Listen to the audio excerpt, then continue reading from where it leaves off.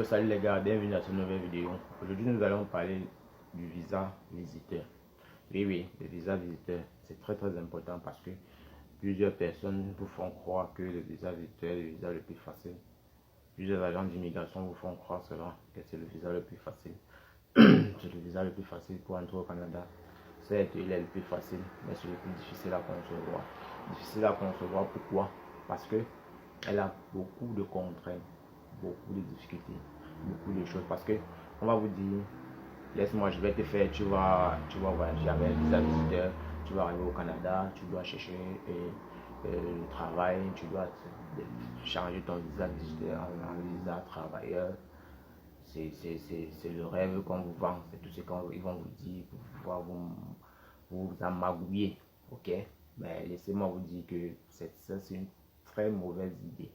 C'est une très mauvaise idée. J'avais fait une vidéo pour dire le meilleur visa, c'est le visa travailleur, travailleur qualifié. C'est le meilleur visa travailleur qualifié, avant qu'ils aient même le visa étudiant. Donc déjà, si tu vois que tu n'es pas capable de voyager par un visa travailleur, je vais te conseiller d'opter pour un visa étudiant. Oui. C'est normal. Si tu veux faire le visa visiteur, mon frère, viens seulement faire ta visite comme tu as voulu faire ton visa visiteur. Viens seulement faire ta visite et puis tu rentres comme prévu. Déjà, quand tu offres un visa visiteur, déjà quand tu vas faire ta demande, c'est déjà un peu récurrent que on te donne la validité de la date de ton passeport. C'est-à-dire quoi? C'est-à-dire que si ton passeport est encore valable pour 5 ans ou pour 3 ans, ils vont te donner un visa visiteur de 3 ans. Donc déjà, quand tu vas déjà vouloir faire ta demande, faire de telle sorte que ton passeport soit valide le plus longtemps possible. Mais c'est pas pour autant qu'on te donne un visa de 5 ans que tu vas venir rester au Canada pendant 5 ans. Ton visa 5 ans là, c'est-à-dire que tu dois faire 6 mois voyager, sortir du Canada avant de revenir, faire encore 6 mois. Donc 5 ans c'est ininterrompu, c'est pas 5 ans continu. Donc les gars qui vous disent que je vais te faire, tu vas voyager avec un visa visiteur et arriver, tu dois chercher le travail et puis t'intégrer, passer, devenir faire visa travailleur. Laisse-moi te dire que ce n'est pas facile, c'est pas du tout évident. C'est pas évident, pourquoi? Parce que trouver le travail n'est pas si facile comme les gars le disent. Certes, ils ont besoin de main d'œuvre, mais trouver le travail, c'est pas facile. C'est pas facile. Parce que tu vas arriver, il y a les procédures que tu as fait. D'abord, il faut d'abord que tu trouves le travail. Tu trouves le travail. Le travail, ce n'est pas les jobs. Hein. Mettez la différence là-dessus. Le travail, ce n'est pas les jobs. Parce que les gens prennent la différence. Croient que quand on dit que travailler, c'est faire les jobs. C'est pas ça le travail. Les jobs sont différents, le travail est différent. Donc, ça veut dire quoi? Le travail, c'est quand l'employeur t'a recruté, il te donne un contrat de travail et il se permet de faire ta procédure. Là, tu es rassuré, là, il n'y a pas de problème. Donc, si tu es confiant, je ne sais pas, si tu as déjà un employeur qui vise déjà à faire ça pour toi, là, je vais te conseiller de faire le visa visiteur et venir et t'engager avec l'employeur. Mais si c'est que tu dis que tu vas arriver avant de chercher le travail, je vais te dire que non, ne prends pas cette route. Parce que tu vas te battre à chercher le travail, tu vas chercher le travail. Certes, tu vas trouver les jobs. Pour que l'employeur te recrute, il doit d'abord te donner le contrat de travail.